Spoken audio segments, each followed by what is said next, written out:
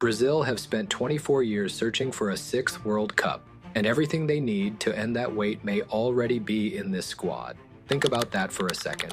The most successful nation in football history arrives in North America with 5 World Cups, a manager who has won everything the club game has to offer, a squad packed with league champions, Champions League finalists, and some of the most dangerous attackers on the planet. But Brazil fans have heard this story before. The best footballing nation in the history of the sport. Samba, Brazil. Let's go with the Brazilians.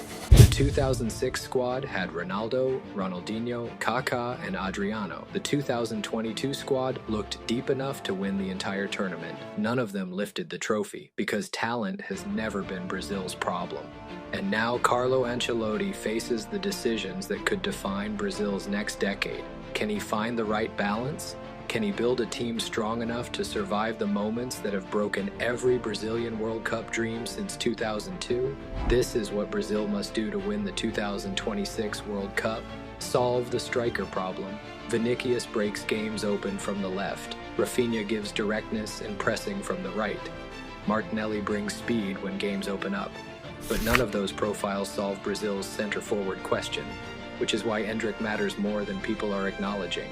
Against Egypt, he came on at halftime, and within minutes, the picture changed. Rafinha cut the ball back. Endrick finished first time into the far corner. Sharp movement, clean body shape, no extra touch, no hesitation. That's a striker's goal. The kind Brazil have needed in tight games. World Cups reward players who are dangerous now. Not biggest reputation, not longest history. Form, rhythm, and clarity arriving at the same time. Endrick has all 3 right now. Use Neymar correctly. Neymar cannot be treated like an ordinary squad player. His vision is still different. He sees passes before most players register the space. Brazil don't have another player with that specific creative authority, but they cannot build an entire World Cup around him either. He's 34. The preparation hasn't been clean. The smartest version of Brazil is one where Neymar becomes a weapon rather than a dependency. After 60 minutes, World Cup matches change, midfield stretch, space appears between the lines. That's exactly when Neymar can still hurt teams badly. Think about what Croatia did with Modric in his later international years. They didn't ask him to play like a 25-year-old. They protected his influence and deployed him where his intelligence mattered most. Brazil can apply the same logic with Neymar. Preserve the genius, reduce the physical demand, deploy him when he can be decisive.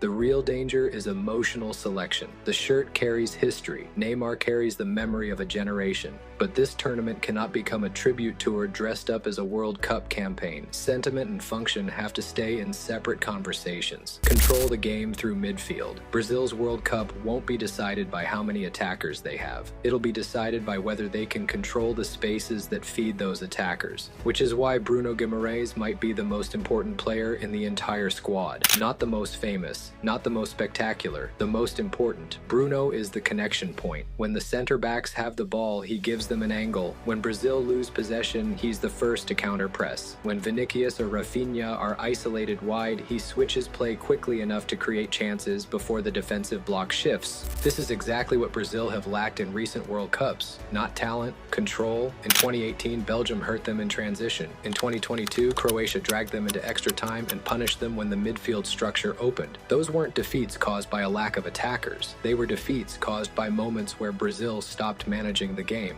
Bruno gives Brazil rhythm. Casemiro gives them protection. Together, they give Ancelotti the balance that allows the attackers to play with freedom without turning the match into an open street fight. Brazil's forwards can win moments. The midfield will decide whether Brazil can win the tournament. Remember what actually made them champions? Brazil's own history makes the argument better than anything else. The 1970 team is remembered for the beautiful game. Pelé, Jairzinho, Rivellino, football that still defines the country's mythology. But that team also had collective structure and timing. They didn't win only because they had genius. They won because the genius existed inside a functioning team. 1994 was even clearer. Brazil ended a 24-year drought not with fantasy football, but with discipline and defensive compactness. Romario and Bebeto provided the edge. Dunga and Mauro Silva provided the control. Then 2002. Everyone remembers Ronaldo and Ronaldinho. But Gilberto Silva's screening gave those players the platform to be extraordinary. Brazil never won the World Cup simply because they had the best attackers. They won because they had the best balance. And balance isn't boring. Balance is what allows talent to breathe properly. Every champion has to survive something: an injury, a bad half, a penalty shootout, a night where the football simply won't come. Brazil's question isn't whether they have enough talent.